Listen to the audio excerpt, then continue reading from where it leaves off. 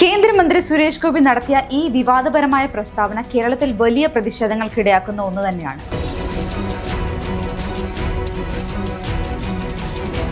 ഉന്നത കുലജാതർ ഗോത്രവർഗ്ഗക്കാരെ നയിക്കണം എന്ന വാദം സത്യം പറഞ്ഞാൽ സമൂഹത്തിലെ അടിസ്ഥാന മൂല്യങ്ങളെ ചോദ്യം ചെയ്യുന്ന ഒന്ന് തന്നെയാണ്. ഇത് ആദ്യമായല്ല സുരേഷ് ഗോപി വിവാദ പ്രസ്താവനകൾ നടത്തുന്നത്. മുൻപ് വഖഫ് വിഷയവുമായി ബന്ധപ്പെട്ടും അദ്ദേഹം വിവാദ പരാമർശങ്ങൾ നടത്തിയിരുന്നു. സുരേഷ് ഗോപിയുടെ ഇത്തരത്തിലുള്ള പ്രസ്താവനകൾ സമൂഹത്തിൽ വലിയ പ്രതികരണങ്ങൾക്കും പ്രതിഷേധങ്ങൾക്കും കാരണമായിക്കൊണ്ടിരിക്കുകയാണ്. അപ്പോൾ നമ്മുടെ നാട്ടിലെ മറ്റൊരു ശാപമാണ്, ഒരു ട്രൈബൽ ക്യാബിനറ്റ് മന്ത്രി ഒരിക്കലും ട്രൈബൽ അല്ലാത്ത ആളാവുകയും. എന്റെ ആഗ്രഹമാണ്, എന്റെ സ്വപ്നമാണ്, ഒരു ഉന്നത കുലജാതൻ അവരുടെ ഉന്നമനത്തിന് വേണ്ടി ട്രൈബൽ മന്ത്രിയാവണം. ഒരു ട്രൈബൽ മന്ത്രിയാവാൻ ഒരാളുണ്ടെങ്കിൽ അദ്ദേഹത്തെ മുന്നോക്ക ജാതികളുടെ ഉന്നമനത്തിന് വേണ്ടിയുള്ള മന്ത്രിയാവണം. ഈ പരിവർത്തനം ഉണ്ടാകണം നമ്മുടെ ജനാധിപത്യ സംവിധാനം.